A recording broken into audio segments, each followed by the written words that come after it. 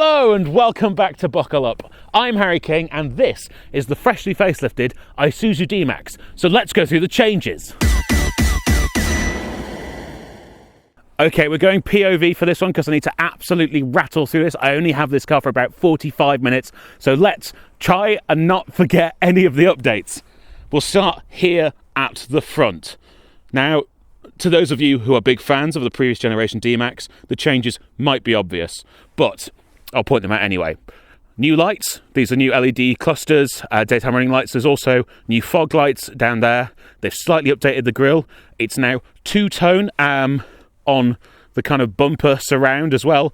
Not super visible on this black model, unfortunately, but it's kind of black, and then you can see up close here, it's got that slightly different finish going on, and then this isn't quite body coloured. It's got this kind of slightly different shade of kind of dark grey. Blackish material makes it look really tough and mean in some of the brighter colours, white, blue. They've got a lot of new orange, red as well.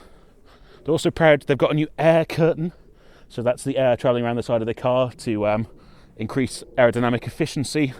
We'll see if that pays off in terms of like real world savings on fuel. Pickup trucks tend to not be the most economical vehicles to drive anyway. But that's kind of the main updates for the front. The bonnet has changed a little as well. It's slightly taller than it was pre-facelift, but that is quite a subtle change. In terms of the rest of the exterior, it's pretty much the same down the side as it was before. So I'm just going to give you a kind of shot of it as I walk around. I am conscious of the fact I'm in the middle of a national speed limit road. But we'll come around to the back. And here we've got new tail lights. And then the car I've been given has a tow bar fitted and a truckman top on it. They're, of course, options rather than standard. Is this going to be a nightmare to open? It's locked itself.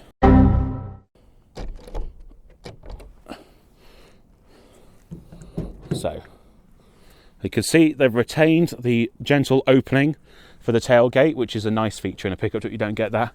Now, this one has full Luxo interior, carpeted, bed rug, weatherproof. So if you want to have dry things in here, use it as a proper van, you can. The bed dimensions, the bed capacity, all of that's remained basically unchanged. So in terms of what you could take in the bed lengths, there's a single, an extended and a dual cab. Obviously, very shortly the dual cab will be subject to car, BIC rules and capital tax. But the utility and the DL20 available in single cab and extended cab, they will escape that. They can still be bought with the BIC benefit. Obviously, probably not going to be a family vehicle, but if you are actually interested in owning a pickup truck solely for work, don't worry, you still can. But I'll close this up. Nope. Was it? Oh no, yes. Literally the first time I'm using this on camera. Super profesh. Super profesh.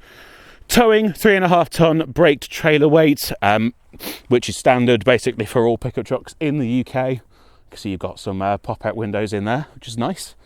Fuel filler flap, which I'll just... it's locked itself again. It's very eager. There, look. Ooh, unlocking from the door. Lovely. Now, the back seats, in terms of space, obviously pretty much unchanged. The seats themselves, that might be a slightly different material on the centre there, but in general, they've retained the same shape. The only update I think there is back here is this USB port is now a USB-C. Very modern, very updated. And you still get your lovely roughy-tufty 4 kilogram hook here. Is it 4 kilos? Yes, 4 kilogram hook. Big, big door bins. You've got Isofix as well. This comes down. And unlike the SsangYong / KGM Musso, you do get a proper seat belt here in the back. Now, being a pickup truck, obviously you can kind of lift the seats up if I find the tether again. There's a bit of storage under here if you want it. These seat backs also drop down to reveal the kind of like the jack and the emergency triangle, that sort of thing. Great big chunky grab handles as well. That's proper professional off-road stuff. Then, moving into the front, please excuse me while I do this from the passenger side because, again, I parked on a national speed limit road because I couldn't find anywhere to park. So, steering wheel basically unchanged, but If I get that to fire up a little bit, you can see we now have a large central screen here that's digital. You still have all of your warning lights that flash up, but it's not a great big block of them like it used to be. And obviously more information can be displayed there now. Your current track playing, navigation instructions, speed warnings. Also on the V-Cross, you've got a larger screen here now, but it's upgraded in every vehicle. It's just 8 inches in the lower trim levels. Wireless Android Auto and Apple CarPlay now, which is very good, about time. Also, you've got 2 USB-Cs down here now, and also still a 12-volt socket. But as far as I can work out, they've finally got round to removing the aux port. Down here, wireless Qi charger. Still got the same kind of chunky gear shift knob, but this new button, this is very exciting. This is a new off-road traction mode. You still got your hill descent, heated seats, rear locking diff. Obviously, you can switch into 4 high, 4 low for the really tough stuff. You've still got lots of smart cruise stuff, but they've now made it so that it's got stereo cameras at the front, so it's more advanced. It can see things further away, has a better awareness of hazards around you, so that's all upgraded. This actually has a 5-star Euro NCAP safety rating, which is very impressive for a pickup truck especially. And obviously you still got all of the practicality that we love, so you've got this top box here, but it appears they've also finally got rid of the DVD player, he says. Is it? Yes. So you've now got 2 big glove boxes that you can actually use all of. You've got a nice cubby on the top of the dash here. Do you still have one down there? Yes, you've still got a fuse box cubby. You've got your pop-out cup holders. I love these. They're right in front of the vent, so it keeps the drink hot or cold depending on the day and what you need. Nice big centre console storage area as well. Again, your chunky climb-up handles and good-sized door bins with a cutout for a bottle, as well as 2 cup holders here, which you can see are the perfect size for a couple of refreshing bottles of Evian. Not sponsored. I think, though, the thing to do now is go for a quick drive, and then we'll see if we can go and do a bit of off-roading. Let's start the driving segment with things I already loved about the D-Max that have remained the same. Other than this cubby, obviously, I love that cubby. I do also have a sunglasses holder up here that I forgot to mention, but that's also lovely. Manual handbrake, excellent. I really like that gear selector. The adjustability of this driving position is also fantastic. This driver's seat is electric, it's heated. The steering wheel, it'll go exactly where you need to. It's not often that I have height left to go on a steering wheel. I do in here. I can set the seat as low as I like in the cabin as well, which I know might not be entirely logical in a pickup truck, but I do like to have my seat low down in the cabin. That being said, you also still get a very commanding driving position being up in a pickup truck like this. It's around 1.8 meters tall, so you'll get it in most multi-stories. The length is the real killer there, and the turning circle, both of those again remain unchanged. In fact, in general, a lot of the driving experience, certainly mechanically, is pretty much the same. It's still the 1.9 diesel engine, it's still this 6-speed automatic gearbox. There is a manual that I haven't got to drive today, but I must get around to doing that at some point, mustn't I? But again, none of those have changed over with the facelift. What I do have now is more ADAS. Now, some of that's mandated. You may have already heard the bongs and beeps for the speed warning. Obviously, that is a mandated thing now, that it has to ping to tell me when it reads speed sign, and a different ping if I'm speeding, or it thinks I'm speeding. Like all the other systems, this is fallible. Driving down here, there was... I'm going to try to explain this properly. You know, sometimes when you're about to go into a 30 from a 60, they'll do countdown signs with the 3, the 2, and the 1 line with the speed limit that it's going to change to on them. It reads that just as a speed sign. So it'll start telling you that you're going 60 and a 30 when you're still 300 feet, I want to say. Don't crucify me in the comments. 300 feet or 300 yards from the actual speed limit change. Must be 300 yards.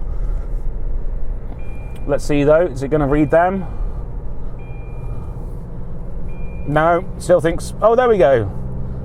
Put my foot down, now we're in a 60. As before, it's quite a vocal engine. This is a commercial vehicle at its heart, and this is a commercial engine. It's tough, it's ready to go.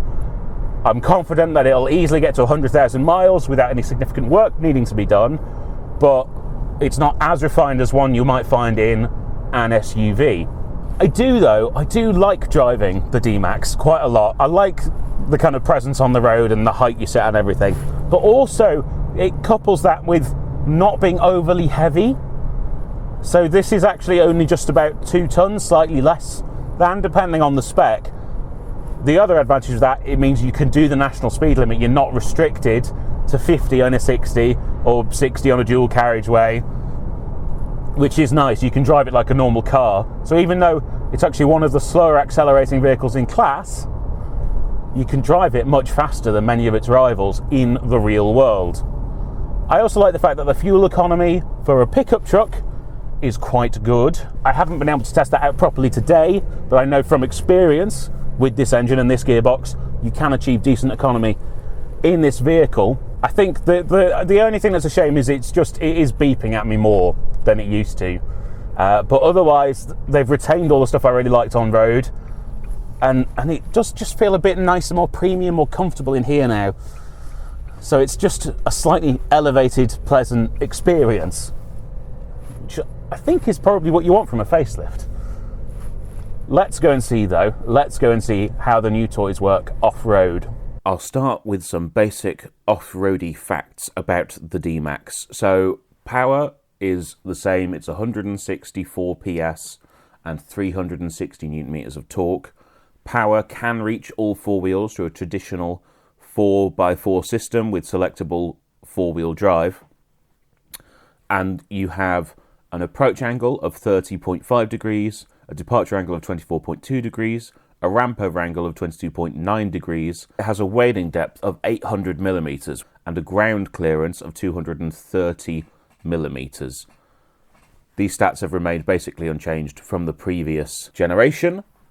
The thing that has changed is you now have this off-road traction mode. You may know it better as terrain response. Unlike a lot of systems we have seen, it's not selectable to the surface. You just turn it on or off. And that's because it's not predetermining exactly how it's going to react. It's reacting based on what the car is doing. But the gist of it is, if a wheel breaks loose, it will apply rapid braking force to that wheel in order to force the torque in the other direction, where theoretically you have more traction. It's exactly the same thing that systems on a lot of very, very capable off-road vehicles have been doing. Land Rover is a prime example of this. The Disco 3 and the L322 Range Rover were kind of the first cars to have systems like these. And I've got to say, it's very, very impressive. It makes what should be an old-fashioned locking diff 4x4 system act with the benefits of an all-wheel drive system that's capable of torque vectoring. So it's basically the best of both worlds. We did the entire off-road course on road tyres. This was at Avalanche Adventure in Leicestershire. I'm sure you can see from the pictures, it was incredibly muddy. I did not expect the vehicles to be able to climb some of the slopes just because of how the tyres were. And yet the traction system, the new traction system, was capable of figuring it out.